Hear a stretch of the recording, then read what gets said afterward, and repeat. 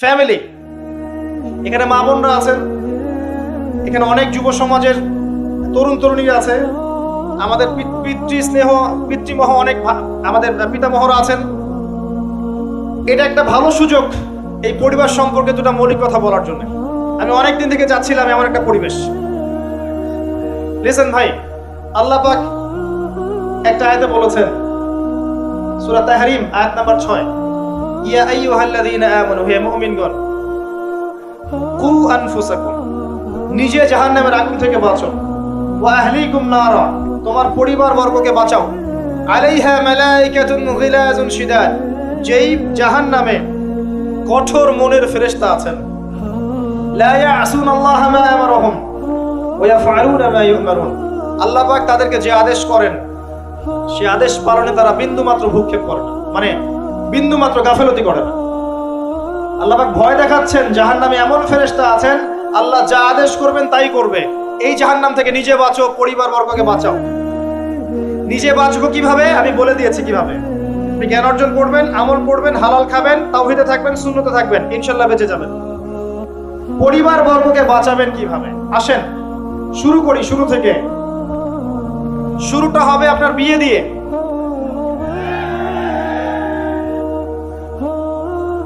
এত এক্সাইটেড হওয়ার কিছু নাই, কারণ এটা এমন একটা বিষয় যেটা করেন নাই বলে এক্সাইটমেন্ট বাড়ছে, করার পরে পস্তাতেও পারেন। এটা এমনই দিল্লি কা লাড্ডু, যে খাবে সেও পস্তাবে, যে খাবে না সে বেচারাও পস্তাবে। তবে আপনারা খেয়ে পস্তান, আলহামদুলিল্লাহ। এমন ভাবে শুরু করেন না পরিবারটা যে আপনি একজন তরুণী, আপনি একজন তরুণ, বিয়ে করছেন, বিয়ের সময়ে দিনদারিতা বাদ দিয়ে অন্য কিছু দেখতে যায় না। যদিও বা অর্থ সম্পদ, বংশমর্যাদা, সৌন্দর্যের কথা হাদিসে এসেছে, হাদিসটা এমন নয় যে তোমরা 4টা গুণ দেখেই বিয়ে করো, এমন নয়। হাদিসটা এমন নয়, অনুবাদটা অনেকেই ভুল করে, অনেকেই ভুল করে। হাদিসে বলা হয়নি কখনো 4টা গুণ দেখেই বিয়ে করো, এটা নয়, বরং বলা হয়েছে 4টা গুণ দেখে বিয়ে করা হয়। কথা বুঝতে পারছেন? কেউ এটা দেখে, কেউ এটা দেখে, তোমরা দিনদারিতা দেখো, না হলে তোমাদের হাত ধুলোয় ধূসরিত হবে। হাদিসটা এমন। এক্ষেত্রে কি আমরা বলবো, প্রথমত বিয়েটাকে সহজ করে দেন। বিয়েটাকে সহজ না করলে সমাজে জেনা বাড়তে থাকবে, এবং জেনা বাড়ার কারণ আছে। যখন পর্নোগ্রাফিটাতে ফ্রি অ্যাক্সেস দেওয়া হয়েছে, মানুষ রাতের বেলা পর্ন দেখতে পারে, কেউ বাধা দেওয়ার নাই। উপরের সেকশন থেকে কিন্তু এটাকে বন্ধ করে দেওয়া যেত। পৃথিবীর অনেক কান্ট্রি আছে যেখানে অনেক কিছু চলে না। চাইনিজরা ফেসবুক ইউজ করে না, করে? ওরা কি উন্নত জাতি না? ওরা তো এখন আমেরিকাকে যদি বলে ওঠো উঠবে, আমেরিকাকে বসতে বলে বসবে। ওরা এমন জায়গায় চলে গেছে। ওই ইউক্রেন ইস্যু নিয়ে আমেরিকা, ন্যাটো আর এই ব্রিটেন আর ফ্রান্স আর ইসরায়েল কিছুই করতে পারবে না ইনশাআল্লাহ, বিকজ এখানে একটা বড় অ্যালায়েন্স আছে চায়না এবং রাশিয়া। কিছুই করতে পারবে না। বরং এর উদ্দেশ্য, যে উদ্দেশ্যে এটা কাজ করেছিল তারা, এটা তো সফল হবে না তারা ইনশাআল্লাহ। আজকে টপিক এটা না, আমি এদিকে যাচ্ছি না। মূল বিষয়টা হচ্ছে যে সহজ করতে হবে বিয়েটাকে। উপযুক্ত বয়স হয়ে গেলেই একটা উপার্জনের সোর্স খুঁজবেন আগে। বেকার অবস্থায় বিয়ে করতে যাবেন না, উপার্জনের সোর্স খুঁজবেন, তারপরে আপনি আপনার পরিবারকে বলবেন আমার বয়স হয়েছে, আমাকে বিয়ে দাও। এবার আসেন, বিয়ের সময় দিনদারিতা ছাড়া অন্য কিছু দেখতে যায় না।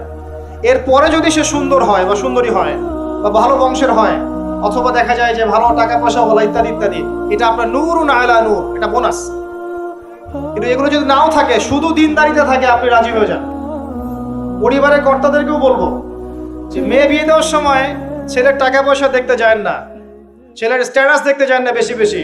পরে দেখবেন এই মেয়ে ওর ঘরে গিয়ে পস্তাচ্ছে।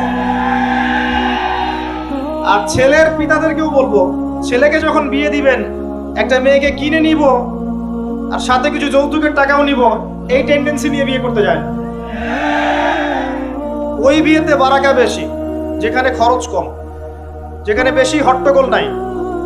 চট্টগ্রাম অঞ্চলে বিয়ের মতো না, একটা বিয়েতে মনে হয় 40-50 লাখ টাকা খরচ করে ফেলে। গেটই সাজাবে বলে 4-5 লাখ টাকা খরচ করেছে। এই 5 লাখ টাকা দিয়ে, এই 5 লাখ টাকা দিয়ে আর মনে হয় 10টা-20টা পরিবারকে বিয়ে দেওয়া যাবে। হ্যাঁ, লোহার আংটি দিয়ে বিয়ে করেছে সাহাবী। লোহার আংটিও নাই তোমার বাসায়? বলছে না ইয়া রাসূলুল্লাহ, লোহার আংটিও তো নাই আমার বাসায়। তাহলে কি করবা? কোরআনের কয়টা সূরা জানো? এই সূরাগুলো জানি, এগুলো শিখিয়ে দিও, যাও, মোহর হয়ে গেছে। কত সহজ বিয়ে, কত সহজ। আর এখন যেটা হয়, মেয়ে খুঁজবে দিনদার বিল গেটস, আর ছেলে খুঁজবে দিনদার ক্যাটরিনা। কথা বুঝতে পারছেন? প্রিয় ভাইয়েরা, দিনদারি থেকে প্রাধান্য দেন, আর কিছু না। আপনি সফল হবেন ইনশাআল্লাহ, শান্তি পাবেন। এবং বিয়ের পরে আল্লাহর পক্ষ থেকে একটা ভালোবাসা আসবে। যদি আপনি দেখেন যে আপনার স্ত্রী খাদিজা রাদিয়াল্লাহু আনহার মতো, আয়েশা রাদিয়াল্লাহু আনহার মতো, হাজেরা আলাইহিস সালামের মতো সবর করেনেওয়ালা, যে আপনাকে দিনের পথে এগোতে সাহায্য করে, তাহলে আর অন্যদিকে চোখ দেওয়ার দরকার নাই, রাজি হয়ে যান। এরপর আপনার পরিবার শুরু। এখানে উভয়ের মাঝে হৃদ্যতা, ভালোবাসা থাকতে হবে। তবে আরেকটা কথা বলে রাখি, সবাই মনোযোগ দিয়ে কথাটা শোনেন। একটা পরিবারের ভিত্তি শুধু ভালোবাসা দিয়ে টিকে থাকে না। একটা পরিবারের ভিত্তি টিকে থাকে আপোষের, বিশ্বাসের উপরে। একে অপরকে বিশ্বাস করতে শিখতে হবে, একে অপরকে শ্রদ্ধা করতে হবে, একে অপরের সম্মান দিতে জানতে হবে। আপনাকে আপনার স্ত্রীকে আপন মনে করতে হবে, আপনাকে আপনার স্বামীকে আপন মনে করতে হবে। বাইরের মানুষ আপন নয়, এরা আপন। আপনার একজন একজন লেবাস, পোশাক। এরপরে আপনি মোহর শোধ করেন, আপনি সন্তান সন্ততি নেন, সন্তান সন্ততিদেরকে আল্লাহর এবং তার রাসূলের আদর্শে বড় করে তোলেন।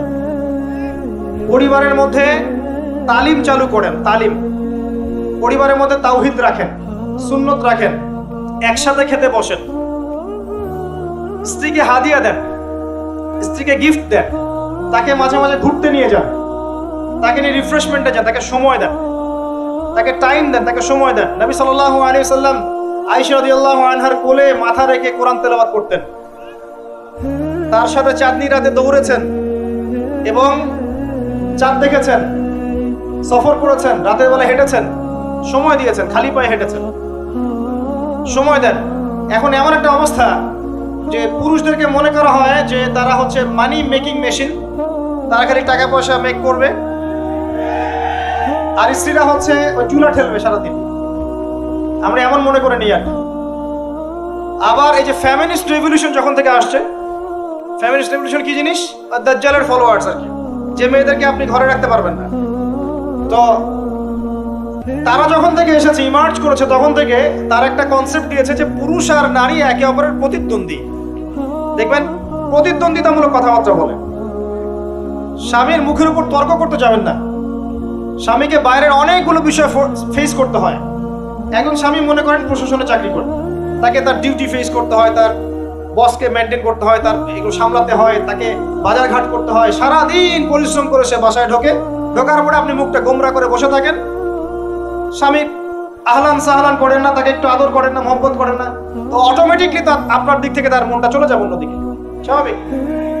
আপনি আপনার স্বামীর জন্য সাজেন না, বাইরের মানুষের জন্য সেজে গুজে আপনি মার্কেটে যান। প্রবলেম সেগুলা। এরা মনে করে স্বামী স্ত্রী একে অপরের প্রতিদ্বন্দ্বী, অথচ এরা একে অপরের পরিপূরক। একে অপরের পরিপূরক। উভয় হৃদ্যতা, ভালোবাসায় পরিবার গড়ে ওঠে। যে পরিবারের মধ্যে হৃদ্যতা, ভালোবাসা আছে, ওই পরিবারের বাচ্চা কাচ্চারা দেখবেন বড় আলেম হবে, বড় নেতা হবে, বড় কিছু হবে ইনশাআল্লাহ। যেখানে এগুলো নাই, ওই সন্তানটা বড় হয় হতাশার মধ্যে, কাজের বুয়ার কাছে, ডে কেয়ার সেন্টারে। এরা তো বড় হয়ে জঙ্গি হবে, সন্ত্রাসী হবে। স্বাভাবিক। ভালো প্যারেন্টিং দিতে পারে নাই। এরকম না বিষয়টা। সময় দিতে হবে, একে অপরের দায়িত্ব বুঝতে হবে, আপোষের মধ্যে বিশ্বাস থাকতে হবে, ভালোবাসা থাকতে হবে এবং সবরের মানসিকতা থাকতে হবে। মেয়েদের ব্যাপারে বলাই হয়েছে তারা বাঁকাহার, অতএব চাপ দিতে যায় না, ভেঙে যাবে। চাপ দিতে যায় না, ভেঙে যাবে। ওই অবস্থায় ছেড়ে দিলে ওই অবস্থায় থেকে যাবে। একটা কথা আমি বলি, আমি শিখেছি আমার লাইফ থেকে, আল্লাহ পাকের প্রতিটা সৃষ্টি এক একটা রূপ। জানেন, রাবার গাছ দেখেছেন? রাবার গাছ, যে গাছ থেকে রাবার হয়, গাছটাকে দেখবেন পরিচ্ছন্ন, গাছটা পরিষ্কার। যে নিজে পরিষ্কার করে সে নিজেও পরিচ্ছন্ন। জমিনের মধ্যে দেখবেন মৃত জমিন, বৃষ্টি পড়লো, সজীব হয়ে উঠলো, সবুজ ধান ক্ষেত। এই সবুজ ধান ক্ষেতটা আপনার যৌবন, আস্তে আস্তে ফসল হবে। এই ফসল হওয়ার টাইমটা হচ্ছে আপনার পৌরত্ব। এরপরে ফসলটা কেটে ফেলা হবে। এই ফসলটা আপনার ভালো কাজ, আমল সালেহ, এটাকে রেখে দেওয়া হবে। বাকিটাকে হলুদ বর্ণের যে খড়কুটা, এটাকে জ্বালিয়ে দেওয়া হবে। এই যে ধান গজালো, একটা সিজন গেল, এর মধ্যে আপনার দুনিয়ার জীবনের হায়াতের রূপকতা আছে। জি, পাহাড়কে দেখেন, পাহাড় বিশালতা নিয়ে দাঁড়িয়ে থাকে, ওর গায়ে যতই ঢিল মারেন, লাথি মারেন, সমালোচনা করেন, সে নড়বে না তার জায়গা থেকে, থাকবে, সে ওর জায়গায় স্টিল থাকবে, কিন্তু সে শান্ত থাকে, সে চিল্লাফাল্লা করে না। তাই যারা সাহসী বীর তারা বেশি কথা বলে না, শান্ত থাকে। যারা পাহাড়ের মতো দৃঢ় ওরা বেশি কথা বলে না। সাগরকে দেখেন, বিশাল সাগর, কক্সবাজারে যান, সাগরকে বিশাল সাগর গর্জন করছে, ভিতরে অনেক সম্পদ, অনেক মাখলুক আছে। আপনি সামনে গিয়ে দাঁড়ান, বিনয়ের সাথে আপনার পা ধুয়ে দিবেন, কোনো অহংকার করবেন না। প্রতিটা সৃষ্টি আল্লাহ পাকের এক একটা মেসেজ দেয়। ঠিক মেয়ে মানুষও একটা মেসেজ দেয়। কি মেসেজ? আল্লাহ পাক মানুষকে সবচেয়ে সুন্দর করে সৃষ্টি করেছেন, আর মানুষের মধ্যে মেয়েদেরকে সবচেয়ে বেশি সুন্দর করে সৃষ্টি করেছেন। আল্লাহ পাকের সবচেয়ে সুন্দর সৃষ্টি হচ্ছে মেয়েরা, এবং তারা খুব নরম হয়, নরম, প্রজাপতি ধরার মতো। প্রজাপতিকে থাপ করে ধরতে পারবেন না আপনি, শক্ত করে ধরতে গেলে প্রজাপতি নষ্ট হয়ে যাবে, মরে যাবে। প্রজাপতিকে কোমল ভাবে ধরতে হবে। ঠিক মেয়েদের সামনেও আপনার কোমল থাকতে হবে। বেশি হার্ড হতে যাবেন, শেষ। আমি আপনার গার্লফ্রেন্ডের সামনে কোমল হতে বলি নাই, আপনার ওয়াইফের সামনে হতে বলেছি। কোমল থাকলে আপনি জিতে যাবেন। দেখবেন দুনিয়ার চিল্লা ফাল্লা করছে আপনার বাসায়, আপনি চুপচাপ আছেন পাহাড়ের মতো, কোমল আছেন। 5 মিনিট পর দেখবেন নিজেই ঠান্ডা হয়ে এসে বলছে, আচ্ছা সরি, ভুল হয়ে গেছে। আর যদি আপনি চিল্লা ফাল্লার কাউন্টার দিতে যান, তাহলে দেখবেন সুটকেস গোছানো শেষ, বাবার বাড়ি চলে গেছে। ডিল করা খুব ডিফিকাল্ট। এখানে আপনাকে খুবই সবরের পরিচয় দিতে হবে। আল্লাহ পাক বোঝার তৌফিক দান। আর আমরা মা বোনদেরকে রিকোয়েস্ট করব, 4টা মূলনীতি মেনে কাপড় চোপড় পরবেন। আপনার কাপড়টা এমন হবে না যেই কাপড়টা পরলেও অঙ্গ প্রত্যঙ্গ দেখা যায়, বোঝা যায়, এমন হবে না। কাপড়টা এমন হবে না এত টাইট ফিটিং যে আপনার অঙ্গের উঁচু নিচু অবয়ব বোঝা যায়, এমন হবে না। কাপড়টা এমন হবে না যেটা অমুসলিমদের পোশাক, আর কাপড়টা এমন হবে না যেটা পুরুষদের পোশাক। এই মূলনীতিগুলো মেনটেন করে কাপড় পরবেন ইনশাআল্লাহ। এছাড়াও মেয়েদের কথায় পর্দা আছে, চলনে পর্দা আছে, ওঠা বসায় পর্দা আছে। নামাজ পড়ার সময় তাদেরকে কিছুটা শালীনভাবে নামাজ পড়তে হয়। তাদের চোখের দৃষ্টির মধ্যে পর্দা আছে। এগুলো কে শিখাবে এখনকার মেয়েদেরকে? সবসময় বিজি দেখবেন, নতুন কোন সিরিয়াল আসছে, নতুন কোন ফ্যাশন আসছে, নতুন কোন পার্লারে কি আসছে, কোন কাটিং আসছে, কোন নায়িকা আসলো, ওই যে বাংলাদেশে কোন এক নায়িকা আসছে, তাই নিয়ে মিডিয়াতে এমন তোলপাড়, মনে কি নাকি একটা অবস্থা। আল্লাহর কাছে তোমার কি মূল্য আছে? হে, আল্লাহর কাছে তোমাদের কি মূল্য আছে? তোমরা কি 5 ওয়াক্ত নামাজ পড়ো? তোমরা কি পর্দা করো? তোমাদের মধ্যে হায়াবোধ কিছু আছে? তোমরা মানুষকে ভালো কিছু শেখাও, সমাজকে ভালো কিছু দাও, শালীন কিছু দাও। আল্লাহর কাছে তোমাদের কি মূল্য আছে? নবী সাল্লাল্লাহু আলাইহি ওয়াসাল্লাম তো জাহান্নাম দেখে সেই কথাটাই বলেছেন, আমি জাহান্নাম দেখে আসলাম, সেখানে বেশিরভাগ অধিবাসী হচ্ছে মেয়ে, নারী। কি কারণ? তারা এমন কাপড় চোপড় পরে বাইরে ঘুরতো, যেই কাপড় পরেও তারা নগ্ন থাকতো। আমি কি ব্যাখ্যা করতে হবে? আপনি দেখতে পারেন না? এবং তারা স্বামীর সাথে কুফরি করত। সারা জীবন স্বামী যদি তাদের ভরণ পোষণ দেয়, ভালোবাসে, মহব্বত করে, তাদের জন্য জীবনটা ক্ষয় করে ফেলে, এক পর্যায়ে গিয়ে বলবে, সারাটা জীবন তোমার কাছে কিছুই পাইলাম। বাস্তব। এগুলোর কারণে মেয়েরা বেশি বেশি জাহান্নামে যাবে। এবং তারা মানুষ মারা গেলে মাতম করে, বুক পিঠ চাপড়ায়, এই কারণে যাবে। এবং তর্ক লাগলে অভিশাপ দেয় বেশি, এই কারণে যাবে। আল্লাহ পাক আমাদের মা বোনদেরকে হেফাজত করুন। তবে একটা হাদিস আছে সুসংবাদের। নবী সাল্লাল্লাহু আলাইহি ওয়াসাল্লাম বলেছেন, একজন নারী যদি 4টা কাজ করতে পারেন, জান্নাতের যে কোনো দরজা দিয়ে ইচ্ছা প্রবেশ করতে পারবেন। 1 নাম্বার 5 ওয়াক্ত নামাজ, 2 নাম্বার রমজান মাসের সওম, 3 নাম্বার আপনার লজ্জাস্থানের হেফাজত অর্থাৎ খাস পর্দা, এবং 4 নাম্বার আপনার স্বামীর আনুগত্য। ফ্যামিনিস্ট আকীদার মেয়ে হলে আনুগত্যকে দাসত্ব মনে করে, স্বামীর আনুগত্যকে তার দাসত্ব মনে করে। স্বামী কে? স্বামীর সম্মান বোঝেন আপনি? স্বামী কে? যার ব্যাপারে নবী সাল্লাল্লাহু আলাইহি ওয়াসাল্লাম বলেছেন, আমি যদি আল্লাহ ছাড়া অন্য কাউকে সেজদা করতে বলতাম, তাহলে মেয়েদেরকে বলতাম তারা যেন স্বামীদেরকে সেজদা করে। আপনাকে আমি কিভাবে বুঝাবো স্বামী কে, স্বামীর মর্যাদা কোথায়? এগুলো কি ইসলাম মেয়েদেরকে ডমিনেট করছে এগুলো দিয়ে? কেন? এই স্বামী আপনার জন্য সারাটা জীবন ক্ষয় করে ফেলে। একটা চোর পর্যন্ত, একটা চোর, একটা করাপ্টেড মানুষ, দুর্নীতিগ্রস্ত মানুষ, সে চুরি করে দুর্নীতি করে এনে বাচ্চাকে খাওয়ায়। একটা ধর্ষক পর্যন্ত ওর মেয়েকে আদর করে। পুরুষ মানুষ কি জিনিস কেমন করে বুঝবেন? সারাটা জীবন ক্ষয় করে ফেলায়। যদি আপনি তার আনুগত্য করেন, তার সামনে সুন্দর মতো থাকেন, তার কথার সাথে তর্ক না করেন, ভালোবাসা দিয়ে থাকেন, আপনার জন্য সে জীবন দিতে প্রস্তুত থাকে। এরকম পুরুষ মানুষ। আপনাদেরকে কেউ চোখ তুলে তাকালে চোখ তুলে ফেলাবে, এরকম পুরুষ মানুষ। আর এখন তো পরিস্থিতি ডিফারেন্ট। বাসায় পুরুষ বাইরের ছেলের সাথে ফোনে প্রেম হয়ে গেছে, পালাই চলে গেছে, বিয়ে করে ফেলছে।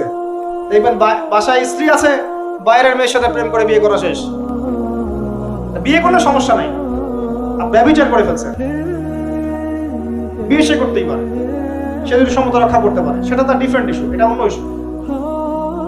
তো স্বামীর আনুগত্য আপনাকে কিভাবে বুঝাবো? এটা দাসত্ব নয়। নবী সাল্লাল্লাহু আলাইহি ওয়াসাল্লাম বলেছেন, কোন স্বামী যদি কোন স্ত্রীকে চায়, তার প্রয়োজনের জন্য চায়, মহব্বতের জন্য, স্ত্রী যদি চুলায় রান্না করতে থাকে, ওই রান্না ফেলে দিয়ে তাকে আসতে হবে। হাদিস। রাতের বেলা স্বামী স্ত্রী শুয়েছে, স্বামীর চাহিদা আছে, স্ত্রীর কোনো সমস্যা নাই, স্ত্রী ফিট, ইচ্ছা করেই অহেতুক স্বামীকে বলল আমি রাজি না, উল্টা পাশে মুখ করে ঘুমিয়ে গেল। আল্লাহর নবী বলছেন, সারা রাত আল্লাহর পক্ষ থেকে একজন ফেরেশতা আসবে, এসে এই নারীকে অভিশাপ দিতে থাকবে। এখন এগুলো হাদিস শুনলে বলবে যে ইসলাম তো মেয়েদেরকে ছোট করছে। একজন মেয়ে তার, একজন স্বামীর কথা বলছে, স্বামী তার মেয়ে, তার স্ত্রী, তার মা, তার বোন, সবাইকে তার মিরাসের হক দিতে হয়। একজন মেয়ে তার বাবার সম্পত্তি পায়, কোনো কোনো ক্ষেত্রে তার ভাইয়ের সম্পত্তি পায়, তার স্বামীটা তো পাই, তার ছেলেরটাও, নানি হলেও সম্পত্তির হক আছে। একটা মেয়েকে চতুর্দিক থেকে সিকিউর করা হয়েছে ইসলামে। তারপরেও কিছু ফ্যামিলিস্টের কারণে এরা বলবে যে মেয়েদেরকে ইসলাম ছোট করছে। হ্যাঁ, মেয়েদেরকে ইসলাম কেন ছোট করছে? কারণ পর্দা করে যে বাইরে বেরোতে বলেছে, ঢ্যাং ঢ্যাং করে নগ্ন হয়ে বেরোতে নিষেধ করেছে, এই কারণে। যদি বলে যে হ্যাঁ ইসলাম আপনাদেরকে ফ্রি মিক্সিং এর স্বাধীনতা দিচ্ছে, আপনারা সবাই ফ্রি মিক্সিং করেন, গেঞ্জি পরেন, টি শার্ট পরেন, স্যান্ডো গেঞ্জি পরে বাইরে ঘুরে বেড়ান, টাইট ফিটিং প্যান্ট পরে বাইরে ঘুরে বেড়ান, সব জায়গায় আপনারা ফ্রি মিক্সিং করেন, পর্ন দেখেন, জেনা করেন, মদ খান, ইসলাম খুব ভালো। তখন তোমাদের জন্য তো ইসলাম নয়, তোমরা জাহান্নামে যাও, আল্লাহর কি আসে যায়? ইসলাম তোমাদের জন্য নয়, তোমরা জাহান্নামে গিয়ে মরো, ইসলামের কিচ্ছু যায় আসে না। আল্লাহর ওয়াস্তে পারিবারিক আদর্শের দিকে ফোকাস করেন প্রিয় ভাই। নিজে জাহান্নামের আগুন থেকে বাঁচান, পরিবার বর্গকে বাঁচান, পরিবার আরেকটা পার্ট হচ্ছে আপনার পিতামাতার সাথে খারাপ আচরণ করতে যায় না আল্লাহর ওয়াস্তে। সেই ব্যক্তির জন্য ধ্বংস যার পিতামাতা বেঁচে আছে, তাদের হক আদায় করে সে জান্নাতে যেতে পারবে না, তার জন্য ধ্বংস। আরেকটা অংশ আছে আপনার সন্তান সন্ততি, বাচ্চা কাচ্চার প্যারেন্টিংটা খুব সুন্দর করে করেন। যখন আপনি স্ত্রীর সাথে মিলন করতে গিয়েছেন, তখন দোয়া পড়েন, আল্লাহুম্মা বিসমিল্লাহি আল্লাহুম্মা জান্নিবনা শাইতান ওয়া জান্নিবিশ শাইতান মা রাযাকতানা। আমার মনে হয় এখনকার জেনারেশন যেগুলো আছে ফাসেক, মাদক সেবন করে, পর্নোগ্রাফিতে আসক্ত, ইয়াবাখোর, স্মাগলিং করছে, চুরি করছে, হাবিজাবি, ধর্ষণ করছে, আমার মনে হয় না তাদের পিতামাতা তাদেরকে জন্ম দেওয়ার সময় এই দোয়াগুলো পড়েছিল। কারণ পিতামাতা এই দোয়া পড়লে ওই সন্তানকে শয়তান স্পর্শ করতে পারে। সন্তান হবে, সন্তান ছেলে হোক মেয়ে হোক, আপনার এটা নিয়ে মন খারাপ করার কিছু নাই। একজন কন্যা সন্তানকে লালন পালন করে সৎপাত্রে পাত্রস্থ করলে এই মেয়ে পরকালে আপনার জন্য জাহান্নামের আগুন থেকে ঢাল হয়ে যাবে। যার কাছে দুইজন মেয়ে আছে, দুইটা মেয়েকে সে ভালো করে মানুষ করেছে, নবী সাল্লাল্লাহু আলাইহি ওয়াসাল্লাম বলছেন সে জান্নাতে আমার সাথে এমন করে থাকবে, এইভাবে। কেউ যদি বিধবার দায়িত্ব নেয়, সেও নবী সাল্লাল্লাহু আলাইহি ওয়াসাল্লামের সাথে এইভাবে থাকবে। এতিমের দায়িত্ব নেয়, এইভাবে থাকবে। ফ্যান্টাসিতে ভুগছেন, একটা এতিম মেয়েকে বিয়ে করেন, একটা অসহায় তালাকপ্রাপ্ত মেয়েকে বিয়ে করেন, একটা বিধবা মেয়ে যার স্বামী মারা গেছে, কেউ নাই দেখার, তাকে বিয়ে করেন, তারপরে বোঝা যাবে আপনার মধ্যে কতটুকু দিন আছে। আর বর্তমান সভ্যতা আমাদের কি সমাধান দিবে? সবাই যদি দিনদার একটা করে ক্যাটরিনা খুঁজে, এই এতিম, এই বিধবা, এই যাদের দেখার কেউ নাই, এই মেয়েগুলা কি রাষ্ট্রের সম্পত্তি হয়ে থাকবে? এদের দায়িত্ব কে নিবে? পুরুষরা যদি দায়িত্ব না নেয়, কে দায়িত্ব নিবে? এখন কেউ যদি ওদের দায়িত্ব নিতে যায়, তখন তাকে আবার খারাপভাবে উপস্থাপন করা হয়, এই ব্যক্তির মনে হয় চরিত্র খারাপ। কিন্তু এদিকে বাইরে 10টা জেনা করে বেড়াচ্ছে, কোনো সমস্যা নেই, এগুলো কুস্কায়। এইসব জাহেলদের জন্য ইসলাম নয়। ইসলামের প্রতিটা বেসিক ফান্ডামেন্টাল মানবতার কল্যাণের জন্যই। এগুলোকে ফরজ করা হয়নি, আপনি নফল, আপনার সামর্থ্য থাকলে আপনি করতে পারেন, না করলে কোনো সমস্যা নাই। কেউ যদি করে যে ইসলাম পরিপূর্ণরূপে পালন করার চেষ্টা করছে, এটার উপর আমল করার চেষ্টা করছে, তাহলে আপনি তাকে ক্রিটিসাইজ করছেন, কি সমস্যা আপনার? আরেকটা পয়েন্ট হচ্ছে সন্তান সন্ততি। বাচ্চা কাচ্চাকে ছোটবেলা থেকেই মানুষ করতে হবে এমন ভাবে যাতে করে বড় হয়ে এরা এই উম্মার খালিদ এবং ওমর হতে পারে। বাচ্চা ছোট বাচ্চাকে আপনি ভালো খাবার দেন, মায়ের স্নেহ দেন, বাবা মার সাথে রাখেন, একটু গ্রাম্য পরিবেশে নিয়ে গিয়ে তাকে বড় করেন। কেন বলছে কথা? এখানে পরিবেশ সুন্দর থাকবে, সে দৌড়াবে ধুলার মধ্যে, মাঠের মধ্যে খেলবে, সুন্দর ভাষা শিখবে। এরপর তাকে ভালো প্রতিষ্ঠানে পড়ান।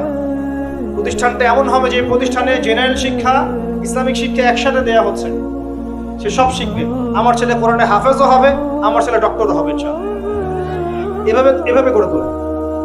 আধুনিক হন, মাথাটা খাটান, ব্যাকডেটেড মানসিকতা বাদ দেন। বিশ্বটা এগিয়ে গেছে, আমাদেরকে এগিয়ে যেতে হবে। একমুখী জ্ঞান দিয়ে আপনি কিচ্ছু করতে পারবেন না এই যুগে। দ্বিমুখী শিক্ষার একটা হারমোনিয়াস কম্বিনেশন দরকার। আমাকে কোরআন জানতে হবে, সায়েন্সও জানতে হবে, নাহলে আমি সায়েন্স দিয়ে কোরআনকে ব্যাখ্যা করতে পারবো না, কোরআন দিয়েও সায়েন্সকে ব্যাখ্যা করতে পারবো না। জানতে হবে, আমাদেরকে শিখতে হবে, পড়তে হবে, প্রচুর পড়তে হবে। বাচ্চাদেরকে ছোট থেকে বড় করে নিতে হবে। আস্তে আস্তে গিয়ে দেখবেন তারা যখন কিশোর, তাদের বন্ধু বান্ধবের সার্কেলের দিকে খেয়াল রাখেন। আপনি বাবা হিসেবে তার বন্ধুর মতো আচরণ করেন, মা হিসেবে তার সাথে বান্ধবীর মতো আচরণ করেন, তার সাথে ক্লোজ হন, তার সমস্যাগুলো জানার চেষ্টা করেন।